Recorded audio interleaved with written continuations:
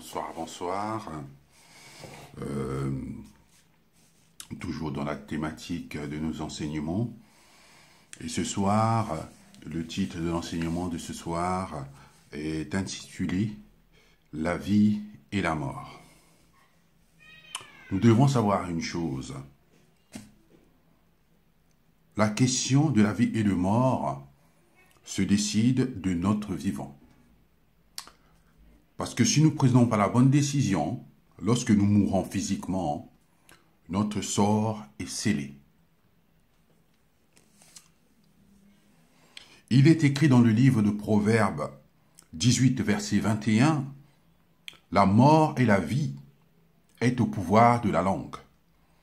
Quiconque l'aime en mangera les fruits. » Autrement dit, si nous voulons vivre, nous devons courir vers la parole de vie, vers la vérité, vers les évangiles. Il est écrit dans le livre de Luc, versets 19 à 31, je vais vous le lire. À partir du verset 19, c'est l'histoire de l'homme riche et du pauvre Lazare. Et là, nous allons comprendre que ce que j'ai dit précédemment, que le choix de la vie éternelle ou de la mort se décide du vivant. Il est écrit, il y avait un homme riche qui s'habillait de pourpre et de fin lin. Et chaque jour menait joyeuse et brillante vie. Un pauvre du nom de Lazare était couché devant son portail, couvert d'ulcères. Il aurait bien voulu se rassasier des miettes qui tombaient de la table du riche. Cependant, même les chiens venaient lécher ses ulcères. Le pauvre mourut et fut porté par les anges auprès d'Abraham. Le riche mourut aussi et fut enterré. Dans le séjour des morts, en proie à de grandes souffrances, il leva les yeux et vit au loin Abraham avec Lazare à ses côtés. Il s'écria, « Père Abraham,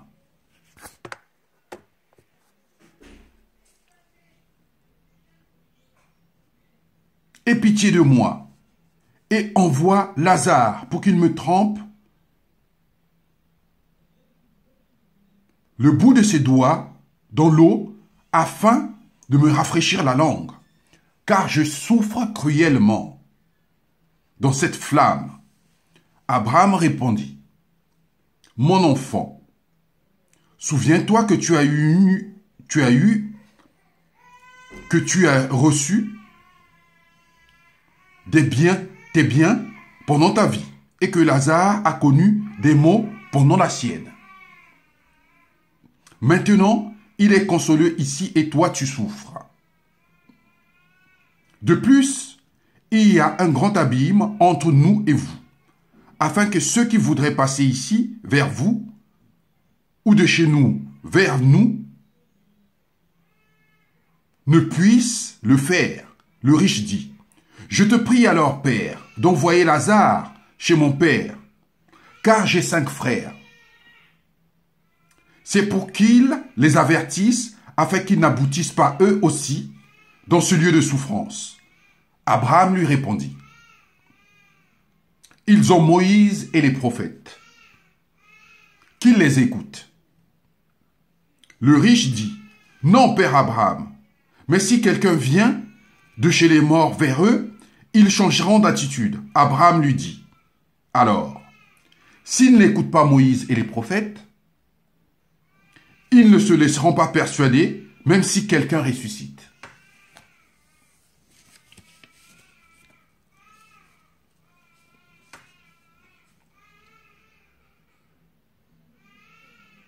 Nous devons comprendre une chose. Le salut est gratuit. Mais tant que nous restons en vie, nous devons nous battre pour ce salut. Livrer le bon combat. le combat de la foi.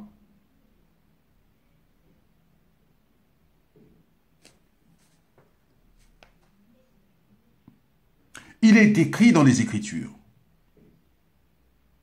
de rechercher la paix et la sanctification, sans laquelle personne ne verra le Seigneur. Autrement dit, si vous êtes en querelle, en dispute avec tout le monde,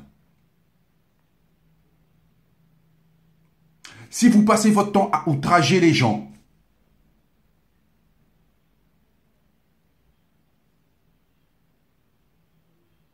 vous ne verrez pas le Seigneur.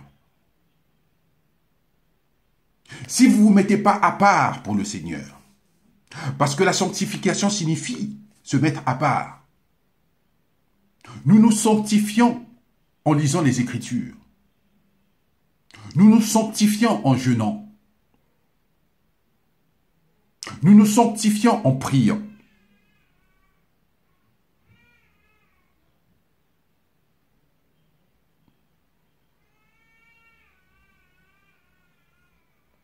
Nous devons comprendre ce que veut dire la mort devant Dieu.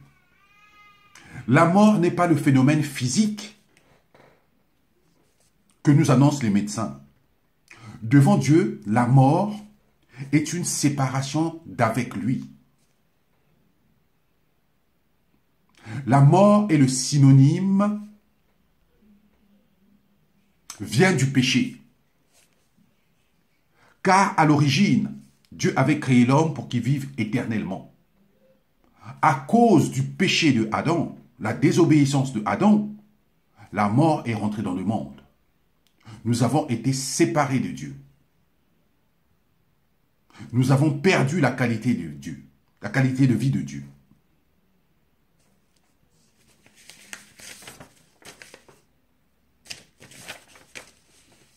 Nous avons perdu la vie éternelle. La mort est donc une malédiction. Il est écrit dans le livre de Jean, verset 10, « Le voleur vient pour égorger, dérober et détruire. Mais moi je suis venu afin que mes brebis aient la vie,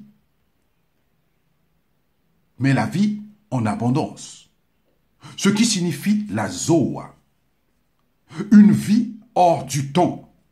Une vie surnaturelle, une vie extraordinaire. C'est ce que nous promet Jésus. Nous devons comprendre une chose, que Dieu ne règne pas dans le séjour des morts. Dieu est un Dieu des vivants et non un Dieu des morts. Parce que les morts ne peuvent pas louer Dieu, ce sont des vivants qui louent Dieu. Ce n'est pas pour rien que Moïse a dit, lorsqu'il a commencé, Dieu l'a appelé pour son ministère, aller libérer son peuple en Égypte. Quand il a demandé à Dieu, que dirais-je, qui m'envoie? Dieu lui a dit, je suis celui qui suis, parce que c'est le Dieu qui est. Vous trouvez cela dans Exode 30, verset 14.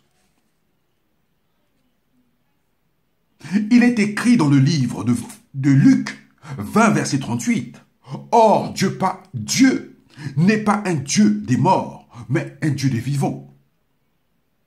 Car pour lui, tous sont vivants. Et Dieu ne demeure pas dans le séjour des morts. Car le séjour des morts est un lieu de corruption. Et Dieu ne vit pas dans la corruption. Dieu est saint. C'est pour cela que Jésus-Christ disait que celui qui croit en moi vivra même lorsqu'il sera mort. Nous le voyons dans Jean 11, verset 26. Je peux vous le lire.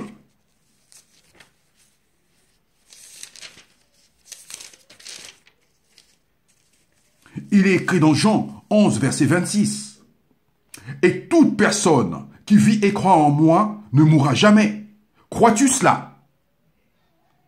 Alors, si tu crois en Jésus, tu ne mourras jamais. Cette parole est certaine et véritable. C'est la vérité. Jésus a ressuscité pour ta justification, pour ma justification, pour nous montrer le chemin. Nous devons comprendre une chose. Cette enveloppe naturelle que nous avons, ce n'est pas notre vrai nous. Les gens cherchent les extraterrestres, mais nous sommes des extraterrestres. Parce que nous sommes des hommes. Un homme est un esprit, avant tout, qui possède une âme et qui vit dans un corps. Ce corps nous permet de vivre sur cette terre. Mais la Bible dit que nous sommes étrangers et voyageurs, que nous sommes dans le monde, mais que nous ne sommes pas du monde, et que notre patrie, notre nation est céleste. Lorsque nous partirons de ce monde, nous irons dans notre patrie, dans notre vraie patrie.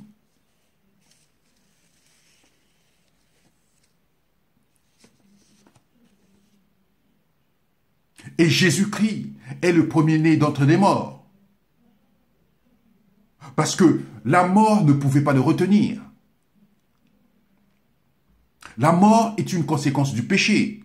C'est pour cela que les entrailles de la terre l'ont vomi. Parce qu'il était impossible que la mort le retienne captif. Parce que Jésus n'avait jamais péché. Il est écrit que le salaire du péché est la mort. Donc si on ne pêche pas, on ne peut pas mourir. Jésus est mort parce qu'il a donné sa vie lui-même.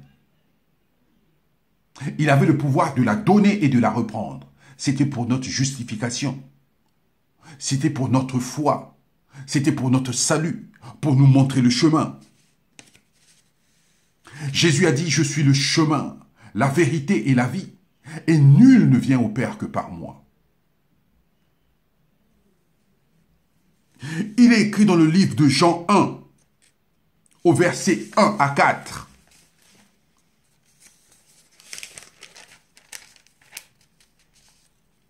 Ce qui était dès le commencement, ce que nous avons entendu,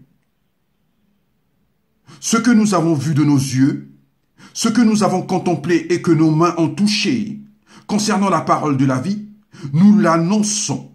La vie, en effet, s'est manifestée. Nous l'avons vue, nous en sommes témoins et nous vous l'annonçons. Cette vie éternelle qui est auprès du Père et qui s'est manifestée à nous. Ce que nous avons vu et entendu, nous vous l'annonçons à vous aussi, afin que vous aussi, vous soyez en communion avec nous. Or, c'est avec le Père et avec son Fils, Jésus-Christ, que nous sommes en communion. Et nous vous écrivons cela, afin que notre joie soit parfaite. Amen.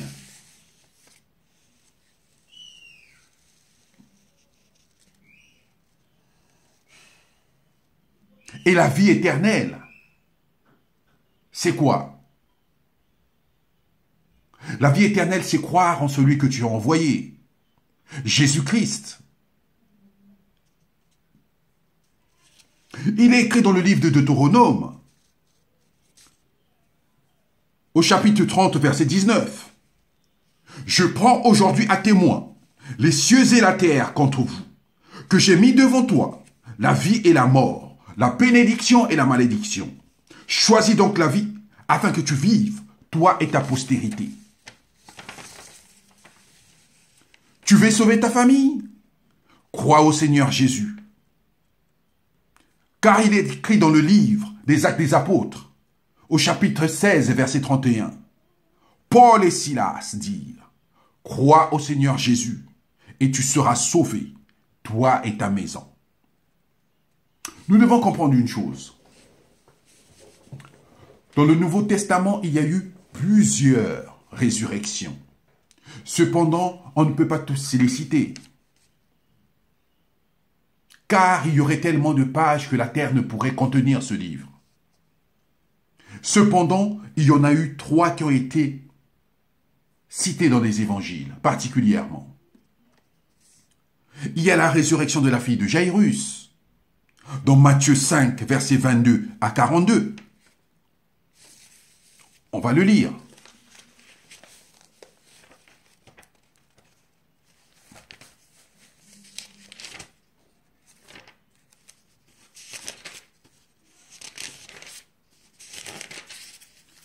Matthieu 5, versets 22 à 42. Gloire à Dieu.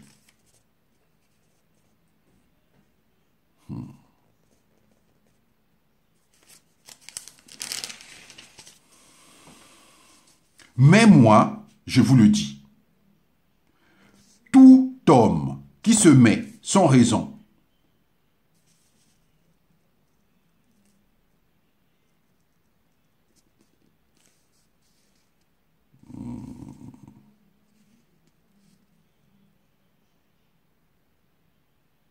gloire à Dieu. Il y a également celle du jeune homme de Naïm, dans Luc 7, versets 11 à 17. Il y a également celle de Lazare, au chapitre 11. Cependant, nous devons comprendre une chose. Toutes ces résurrections n'ont été qu'un bref retour à la vie.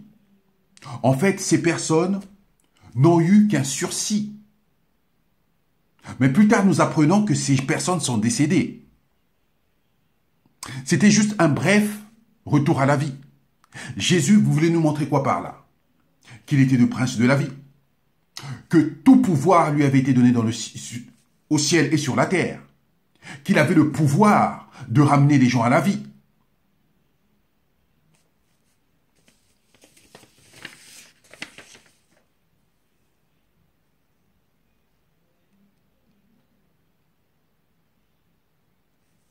Et nous le voyons dans Matthieu 28, verset 18. Je vais vous le lire.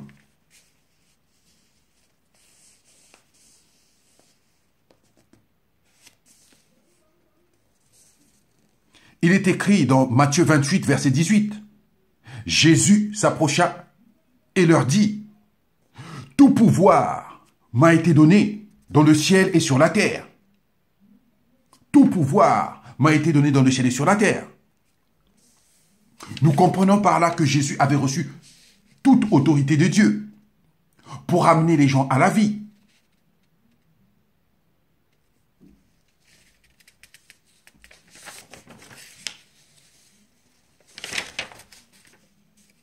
Amen. Nous pouvons lire également Apocalypse 1, verset 5. Maintenant, en français, Apocalypse, ça fait un peu peur. Mais nous pouvons le lire, en anglais, ça donne un peu mieux. Nous pouvons le lire dans le livre des Révélations. En anglais, c'est Revelation. Donc, je vais vous lire Révélation 1, chapitre 1, au verset 5.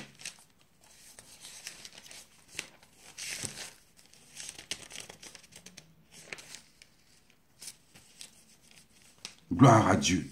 Il est écrit,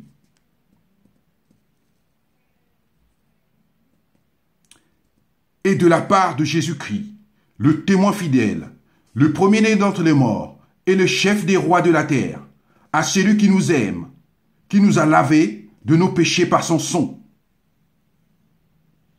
Alléluia. À la résurrection, nous ne garderons pas ce corps que nous avons là sur la terre. Parce que ce corps est corruptible. Il va se détruire. Mais à la résurrection, nous aurons un nouveau corps. Un corps spirituel. Nous serons comme des anges.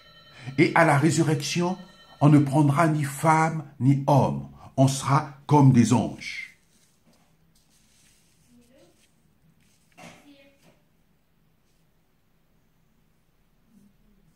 Jésus-Christ est ressuscité pour notre justification, pour notre salut, pour nous montrer le chemin. Il a payé le prix pour nous, selon qu'il est écrit dans Ésaïe 53, versets 1 à 12.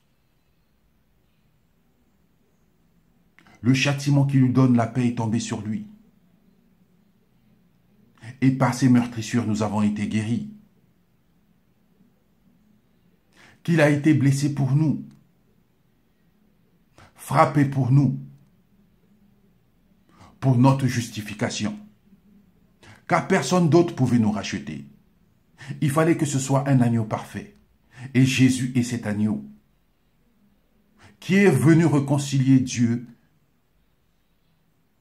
avec sa création, qui est venu réconcilier Dieu avec l'homme.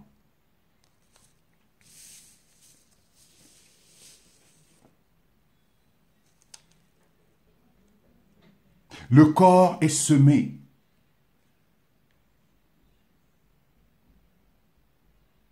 Corruptible. Notre corps est semé corruptible. Il ressuscitera fort et glorieux. Il est faible et corruptible. Il ressuscitera fort et glorieux. Il sera semblable à ceux des anges, qui ne sera pas soumis aux lois physiques de ce monde.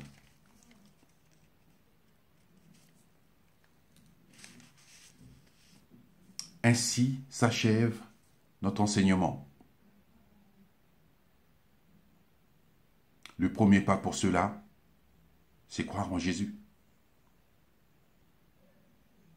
Puis aller dans une vraie église. Croire en son œuvre de rédemption. Croire dans son cœur, confesser de sa bouche et être sauvé. Et après, livrer le bon combat, le combat de la foi, pour garder son salut, pour avoir la vie éternelle. Que Dieu vous bénisse. À bientôt. Merci.